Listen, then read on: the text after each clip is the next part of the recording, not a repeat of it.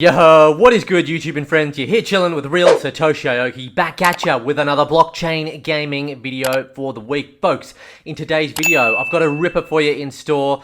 My brain has honestly just been on the verge of absolutely imploding with the release of SpiderTanks, the play to earn, victory points, earning silk, Arachnium, upgrading parts, people not earning as much money as they thought that they would be earning upon the purchase of their NFT tanks, as well as so much more. In today's video though, we are going to break it down and debate whether or not we think that the SpiderTanks NFTs currently in market are overpriced for what you can earn. In many ways, this is not a simple question of yes or no. There are positives and negatives on each side. Now folks, just so you are aware completely of where my bias may lie, I do own Gala token. It makes up around 10% of my overall cryptocurrency altcoin portfolio, and I do own Gala-based NFTs as well. I own NFTs in Mirandus, Superior, Townstar, and SpiderTanks. If you're someone that's been on the fence debating whether to purchase an NFT to play SpiderTanks and actually earn some money versus maybe the pilot mode, which we'll go into a little bit as well, or even if you're someone who, I don't know, paid $1,000, $10,000, $100,000 for a tank, and maybe you're not happy with your earnings, well, this is definitely a video that you're going to want to watch. If at any point, folks, you do want to fast forward on this video, I'll always leave timestamps just down below for your viewing convenience. And also, folks, please do remember, at no point do I claim to be an expert in this space at all. I'm really no different to you out there watching this video. The only real difference is that maybe for some of you, I'm just happy to get in front of the camera and express my own opinions on the situations that I talk about on this channel, but I'm certainly not an expert, so it does mean that you should always do your own research before investing, guys. I'm not a financial advisor. Alright, so I'd like to start with something very positive. SpiderTanks as a game, in my opinion, is very fun. It's PvP, which is important to recognize because I personally think when it comes to games being relevant over time, PvP addictive games have more of a chance of doing that rather than single player campaigns and maybe even some PvEs, aka player versus environment. The gameplay is super fun for a MOBA. I've just had a really good time. I've been teaming up with friends, sometimes playing as a solo as well. There's a lot of cool different tank variations, the bodies, the weapons. It looks really good, plays really well, the mechanics are really fun, and the game modes are just awesome. Really unique, really simple. Let me know if you'd like to see a video about the game modes in another video. So for any PvP game of this stature, we always think about this 5-year mark. We want to try and reach that 5-year mark where we've at least got a user base, a player base that is not decreasing. We want it to ideally be growing up to that 5-year mark and not even plateauing. We want to see that growth. We want people from the traditional gaming space coming into the blockchain gaming ecosystem into a game like SpiderTanks. Alrighty folks, so before we do carry on with the video and do some calculations about the earnings of SpiderTanks, I'm super excited and proud to announce an official partner of today's video. That is the Revellers NFT, folks. This is an NFT on the Ripple blockchain via the BPM Wallet. And folks, this is one that sits really true with my heart. Now, if you're like me, in your 20s at least, I was out partying, going to events, going to gigs, going to clubs, pretty much with all of my free time. I absolutely loved it. Very social, very outgoing.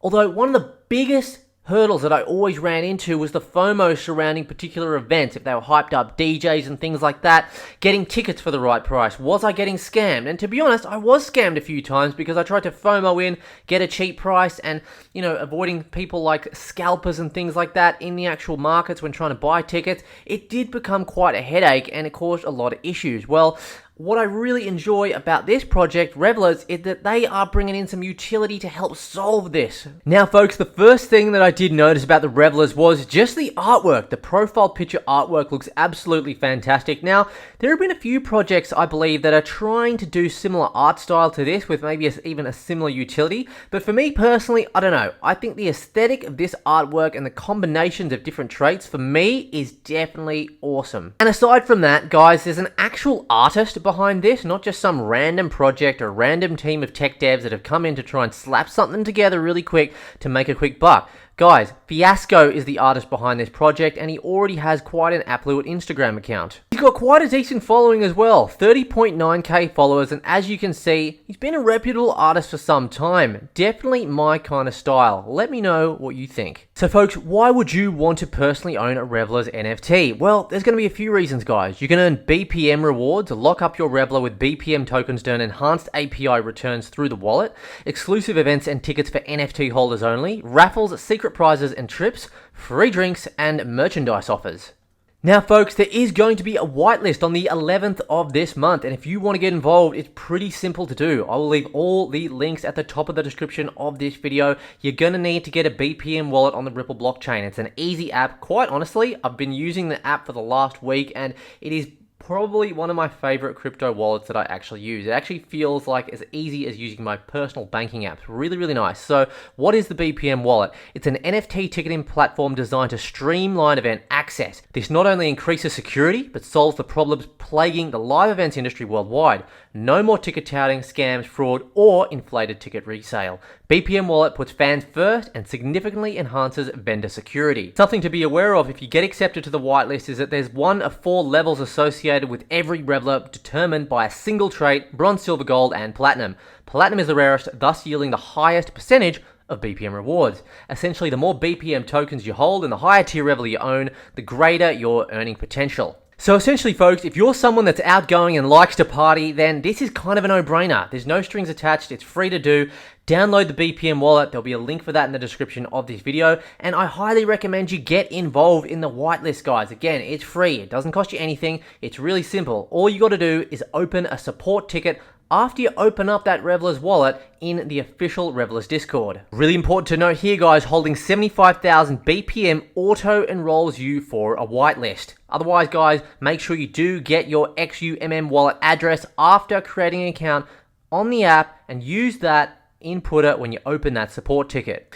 Again, I will leave a link for the official Discord at the top of the description, guys, but it's literally just here in the welcome to support ticket section here on the left-hand side of the screen. We've got announcements up the top. You just got to scroll down a little bit and literally just open up support ticket and create your ticket there. Easy as bananas. So just remember, folks, all the instructions to get on that Revellers whitelist will be at the top of the description of the video.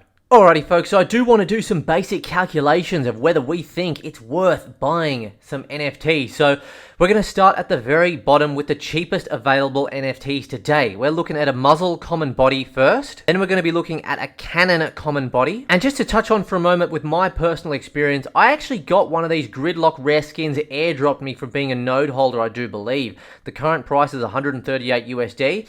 Now I would like to say that with this gridlock skin attached to my common weapon and my common body, per win I was actually earning around about 1 victory point per win.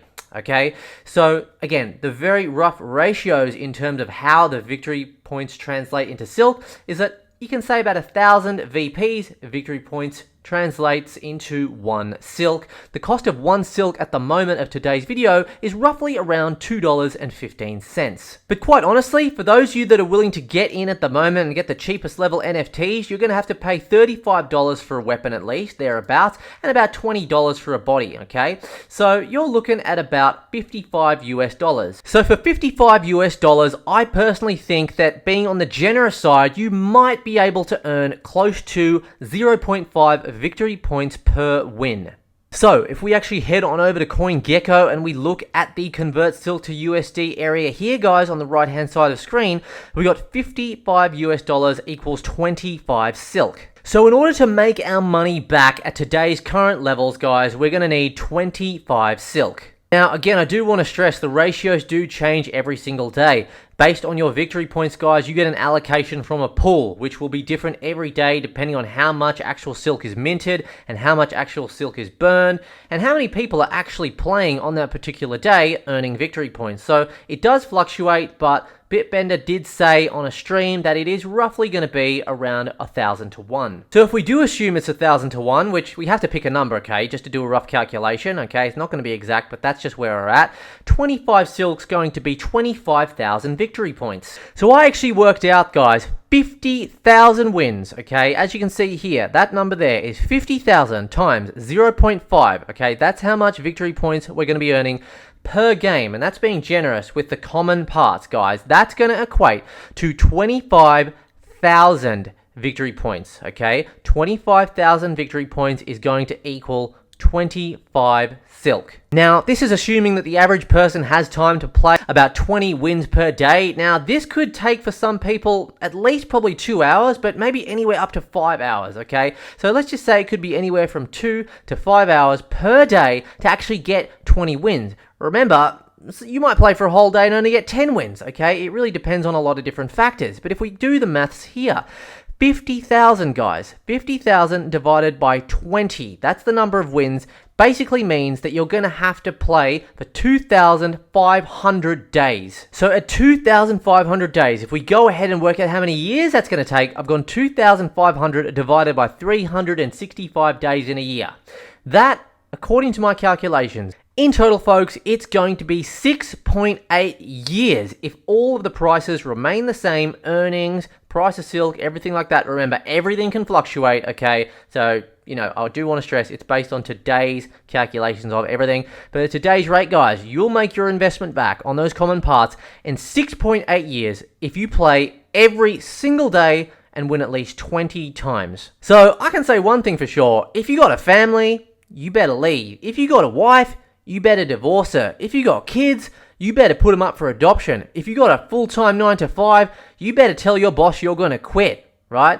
You better get on those benefits and lie to your government, because you're going to need all the time in the world to make that money back, as far as I'm concerned. Now, the thing about all of this, folks, is that, you know, again, in a nutshell, you really do have to read through the light paper to get a more clearer picture of the vision they do have with the economy of SpiderTanks, and it is quite the opposite of Townstar. Townstar, they virtually had no cap on the tokens. They were paying out ridiculous amounts of money in the early stages. Then we entered a bear market. Token prices crashed. There was no utility whatsoever for the Town token, you know, that actually made any sense. So people were essentially just earning a shitload of Town. They were just dumping it onto OKX and getting USD, all right? It pumped for a little bit in the beginning, but essentially, you know, everyone lost out on their Town investments. And then not too long after that, they declared that Town was being paused in terms of the Town rewards via the nodes and Town rewards via Townstar. So why am I talking about Townstar when we're talking about SpiderTanks in this video? Well, the vision was about the actual economy of SpiderTanks. It's essentially the polar opposite. They're being very frugal with the rewards. So frugal that if you spent like 8 or 10,000 US dollars on a tank, you'd be lucky to earn a few dollars maybe on that particular day at the current rates, all right? So they have taken that polar opposite approach, and it's a case of they essentially want you to get these NFTs, they want you to use the silk you've earned to invest in the tanks, upgrade them from a level 0 to a level 30, in the hope that if the player base does grow, your tank will increase in value over time. The silk earnings will decrease, but the actual value of silk should increase based on the burn mechanism. All silk spent on upgrades, as far as I'm aware, goes into a burner wallet, which should choke the supply of silk, which is currently set at a max supply, I believe, of 100 million. Okay, if you think about Bitcoin, it's a 21 million total supply. So it's actually good in terms of the fact that it is not that large, but it relies on a very big word, if. If this all happens, folks, it is a huge risk, and I don't think people really do understand the risk of investing a large sum of money in this game, SpiderTanks, instead of playing for free.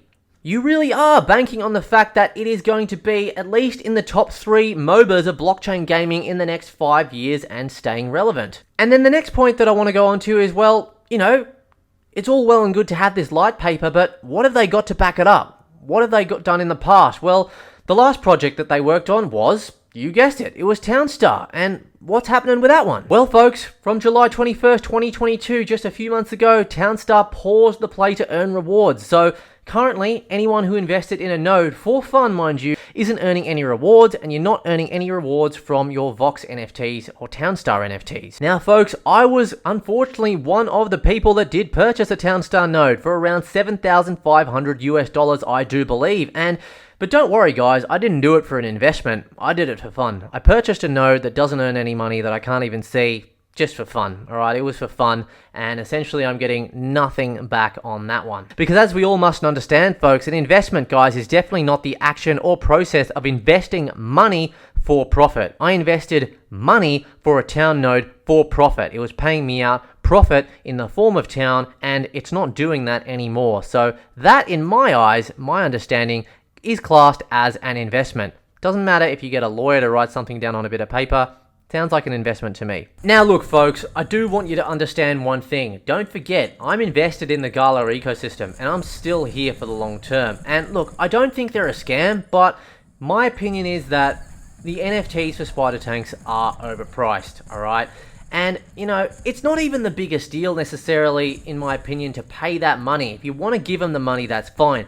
But then you've got to wonder, what are they doing with that money? Are they optimizing it? Is that money going to reflect in a positive price appreciation of the Gala token or any of the Gala Games NFTs in the next 5 to 10 years, right?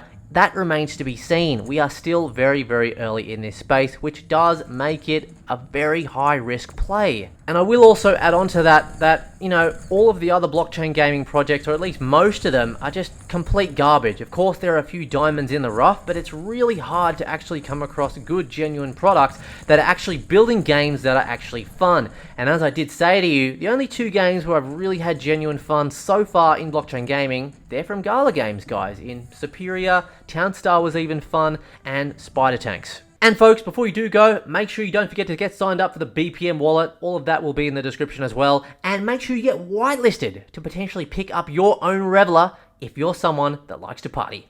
Have a good one, and we'll catch you in the next video. Cheers.